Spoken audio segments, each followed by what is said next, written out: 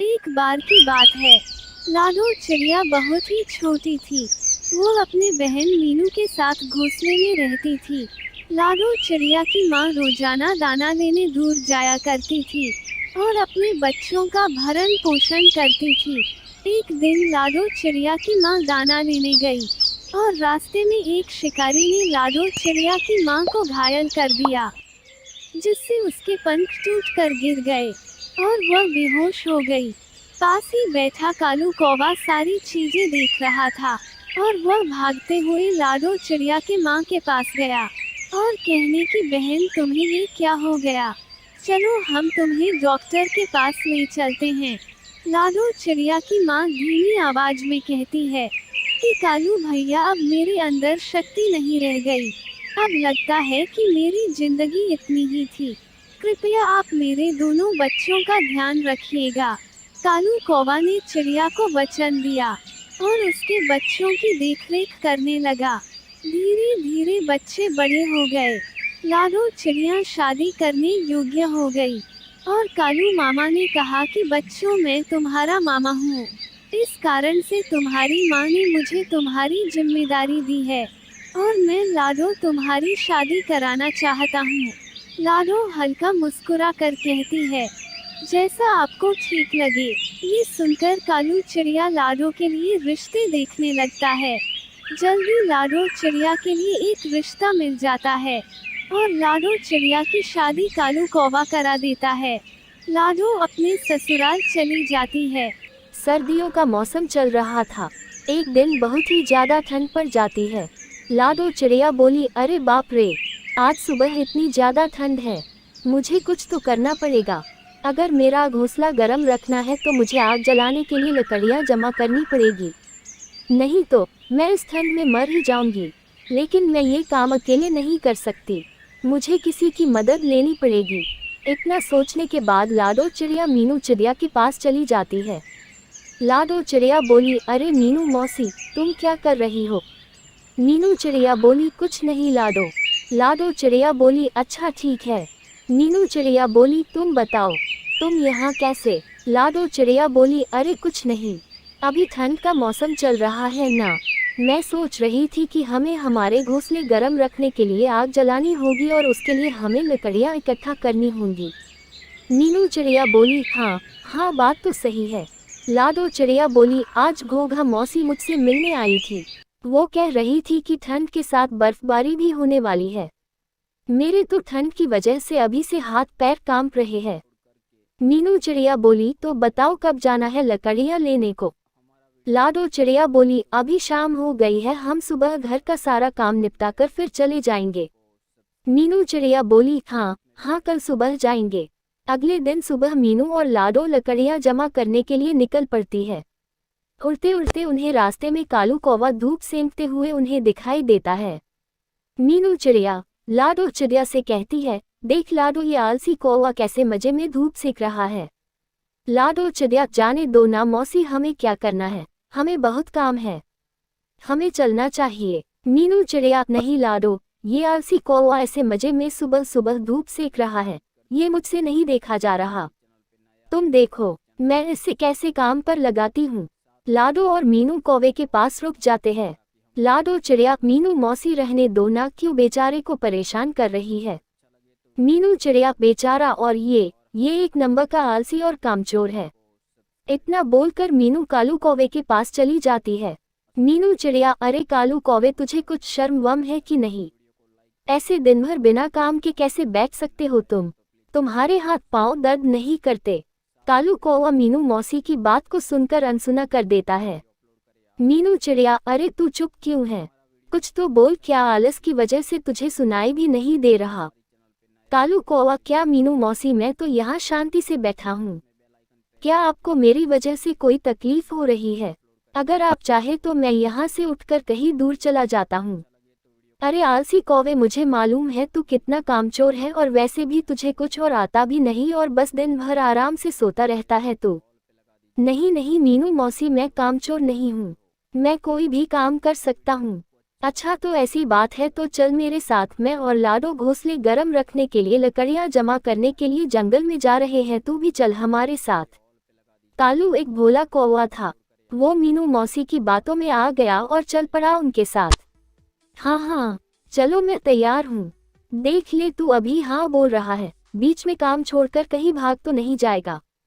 अगर तूने ऐसा किया तो मैं तुझे हमारे ग्रुप से निकाल दूंगी, तो बैठे रहना रात में ठंड में ठिठुरते हुए। कालू कौवा, नहीं नहीं मौसी, मैं आ रहा हूँ न तुम्हारे साथ। लाडो चिड़िया, ये मीनू मौसी भी ना किसी को भी अपनी बातों में फंसा लेती है और अपना काम करवा लेती है। लाडो, मीनू मौसी और कौवा तीनों जंगल की तरफ निकल पड़ते हैं। थोड़ी दूर जाते ही लाडो को जमीन पर कुछ लकड़ियां दिखाई देती है। लाडो चिड़िया, चलो हम यहाँ से एक एक लकड़ी उठा लेते हैं। तीनों एक एक लकड़ी उठाकर लाडो चिड़िया की घोंसले की तरफ निकल पड़ते हैं। तीनों लाडो चिड़िया के घोंसले के पास आ जाते हैं। तभी मीनू चिड़िया लाडो से कहती है, लाडो तुम्हारा घोंसला तो बहुत छोटा है। अगर हम यहाँ लकड़ी इकट्ठा करेंगे तो घोंसले में रहने के लिए जगह नहीं रहेगी और फिर हमें आग भी तो जलानी है। हम एक काम करेंगे, मेरा घोंसला बहुत बड़ा है, हम लकड़ियाँ मेरे घोंसले में जमा करते हैं। रात में हम तीनों वहीं पर आग जलाएंगे और आराम से सो जाएंगे। लाडो चिड़िया, आप सही कह रही हो मीनू मौसी, हम वैसा ही करेंगे। कालू भैया, चलिए हम मीनू मौसी के घोंसले की तरफ चलते हैं। कालू लाडो की हाँ में हाँ मिलाकर पीछे पीछे चल पड़ता है।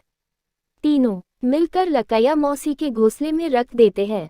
लाडो चिड़िया, चलो हमें और भी लकड़ियाँ लानी पड़ेगी, ये लकड़ियाँ तो हमें आग जलाने में कम पड़ जाएगी, हमें कुछ और लकड़ियों की जरूरत पड़ेगी।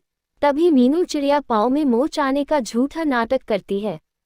मीनू चिड़िया, अरे बाप रे, उई माँ, मर गई रे, शायद मेरे पैर में मोच आई है, अब मैं लकड़ियाँ नहीं उठा पाऊंगी। लाडो चिड़िया, कोई बात नहीं मौसी, आप आराम कीजिए, मैं और कालू भैया जाकर लकड़ियाँ जमा कर देंगे। इतना बोलकर लाडो और कालू वहां के घर में लकड़ियों का ढेर लग जाता है। मीनू चिड़िया, अरे वाह, इसे कहते हैं सुकून की जिंदगी। रात में तीनों मिलकर मौसी के घर आग जला लेते हैं और आराम से सो जाते हैं। लेकिन अब मुझे बहुत ज्यादा भूख लग रही है। लाडो चिड़िया, भूख तो मुझे भी लगी है कालू भैया, देखते हैं मीनू मौसी के घर कुछ खाने के लिए है कि नहीं। लाडो मीनू मौसी से कहती है, अरे मीनू मौसी, हमें बहुत भूख लगी है, आपके पास कुछ खाने को है। मीनू चिड़िया, हाँ हाँ, मेरे पास थोड़ा अनाज बचा है, आखिर तुमने हमारे लिए इतना सारा काम जो किया है। दोनों थोड़ा थोड़ा करके अनाज खा लेते हैं। खाना खाने के बाद लाडो कालू से कहती है, चलो कालू भैया, हमें और लकड़ियाँ जमा करनी होगी। तभी मौसी उन दोनों को रोक लेती है और कहती है, लाडो तुम एक काम करो, तुम लकड़ियों के बजाय अनाज जमा करो, घर में सिर्फ थोड़ा ही अनाज बचा है। अगर मैं अकेली होती तो अनाज बच जाता, लेकिन अब हम 3 लोग हैं, इसलिए हमें और अनाज चाहिए। लाडो चिड़िया, आप सही कह रही हो मौसी, मैं और कालू भैया अभी निकलते हैं। दोनों अनाज लेने के लिए निकल पड़ते हैं। उधर लाडो और कालू मेहनत कर रहे थे और इधर मतलबी मीनू मौसी मजे से अपने घोंसले के बाहर धूप सेंकते हुए बैठी थी। ये सर्दियाँ कितनी अच्छी होती है, रात में आग जलाओ और दिन में मस्त धूप सेको। ये दोनों अनाज लेकर वापस आए, तब तक मुझे घर का दरवाजा अंदर से बंद कर लेना चाहिए। मैंने उन दोनों से झूठ कहा है कि अनाज खत्म हुआ है, लेकिन ऐसा नहीं है, मैंने बहुत सा अनाज पहले से ही जमा करके रखा हुआ है।